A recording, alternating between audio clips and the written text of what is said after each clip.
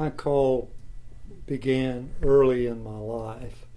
I have pursued the church since I was 14 years old.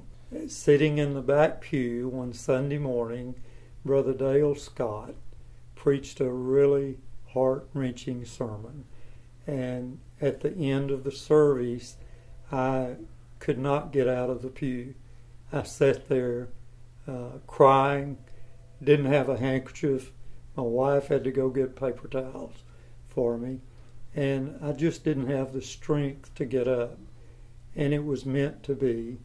Brother Scott sat down beside me and told me what had happened. He said, God has touched your life. And in the early 90s, I made a decision that I was going to answer that call. I had some good years left, and that whatever it took, I would serve God the rest of my life. We took a charge at First Methodist Church in Mineral Springs, Arkansas. Not a full-time charge, part-time, for $12,000 a year. Before the first year was out, they made me full-time because they saw the church growing.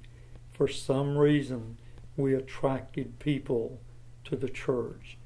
The second year I was there, we built a fellowship hall because of my construction experience.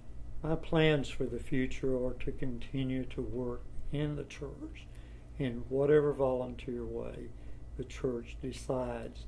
We need to get back to teaching people the basics and not just the principles of how you grow a big church.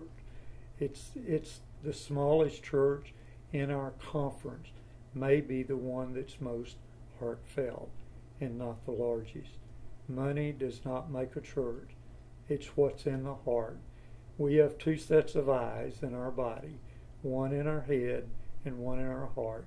And if we don't follow the one in our heart, we're not doing what God wants us to do.